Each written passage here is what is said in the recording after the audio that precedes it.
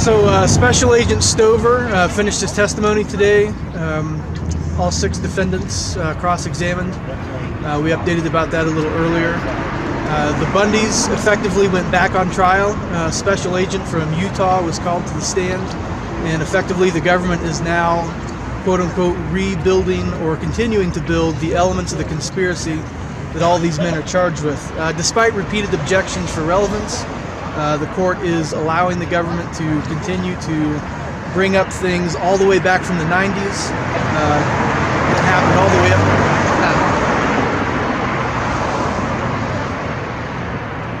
Because you started it this way, you guys are sideways. Okay. Yeah, started it. Okay. Oh, sorry about that. That's my bad. Just go ahead and restart it.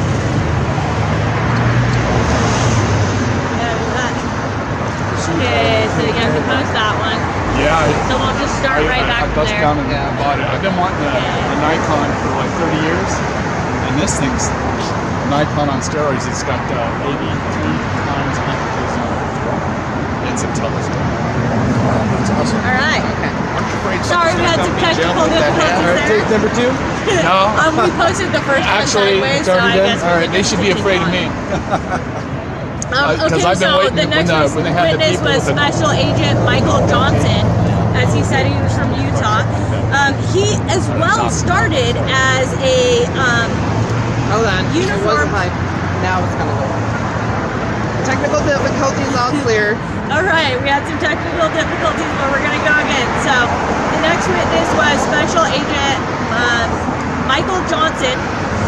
He is in the Utah sector, and he, as well as the other agent, both started out in the Secret Service. He was first just a uniformed Secret Service officer in 2001, and then was a Special Agent Secret Service officer in 2004, who also worked under the protecting the president and the vice president, and worked at the White House.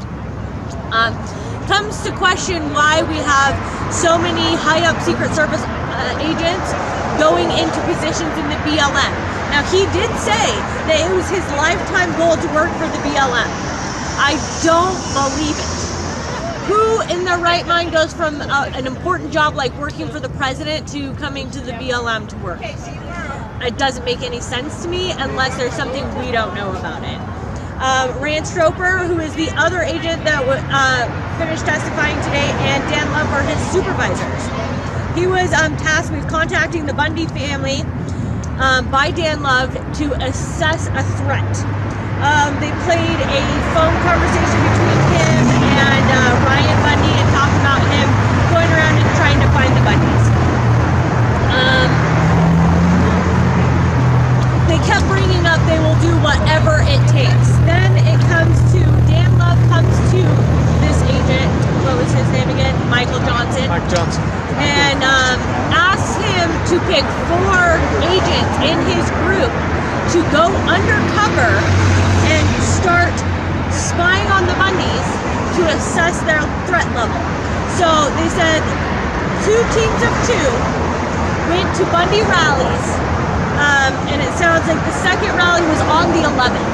After that rally, that Michael and the rest of his team were about a mile away from that Bundy rally on the 11th. I'm not sure where that was at, possibly at the ranch, but they were about a mile away from that. When they were finished, they then took them to St. George, Utah, where these agents lived, it sounds like. Right. And then were recalled back to the incident command area, where they were then put on a special alert to watch the command area for that night. So here we also have proof that they're working double shifts, no sleep. They did say they got dinner before they came back and worked all night, but we're only proving more that these people didn't have sleep. They were under duress during the 12th. He also said that there was no order for the BLM to release the cattle that they had on the 11th. The order was to stop rounding up the cattle, but not to release the ones that they had on the 11th. Well, they've taken it a step farther, and they said that the cattle that they had impounded were effectively deeded to the federal government. It's not that they had Clive and Bundy's cattle. It's that once those cattle came into possession of the Bureau of Land Management, that they effectively became the property of the federal government.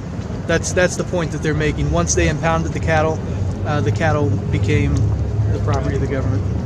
At that point, they ran out of time and were released for the night, so we will begin again tomorrow with him. Not sure how much longer they will have him on, or if we get right to cross-examination tomorrow morning. How about the statement that he made about his integrity? Are you talking about the previous agent? So yes, when the previous agent was asked if you were to see Dan Love commit a crime, would you report it? And he said, oh yeah. And he said, if you were to see Dan Love commit something that was ethically wrong, would you report it? And there was a very long pause. And then he said, in what setting? Can you define unethical in what setting? And in what setting? Would it be a social setting, a professional setting? There was some internal deliberation about how to answer that question. Exactly. And then he paused, and then it was he said he'd like to believe he would, and then he began to say something else. He would hope that he would. He'd like to believe he would, and then he went to say something else, but there was an objection from Stephen Myrie. The thrust of Mike Johnson's testimony is he's building the elements of the conspiracy for the government. That's the point of having him on the stand. He had extensive phone calls with Ryan Bundy. He sought out the other Bundys. Wasn't able to get in touch with them. When he finally did get in touch with Ryan Bundy, the conversation was pretty much what we've all heard, is that they didn't recognize the authority of the Bureau of Land Management and that they would do whatever it took to protect their property. So we heard extensive audio clips, we recorded a telephone call, and the thrust of this man's testimony is to continue to build the element of the conspiracy that these 6 defendants are apparently complicit in, something that stretches all the way back into the 90s.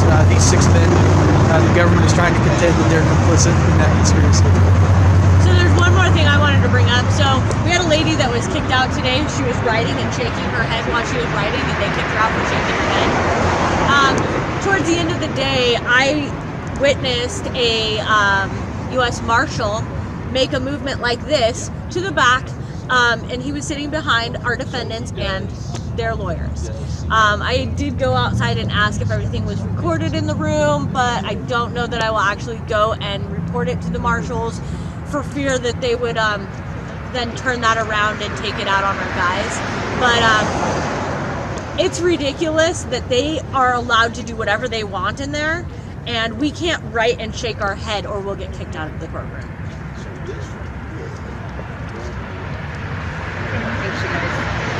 Thank you.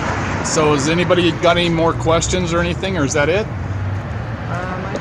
think that's it for this afternoon. Yeah. They'll pick up with Mike Johnson tomorrow. All right. That concludes our broadcast for today. Thanks, Andrea. Good work. Good work, you guys.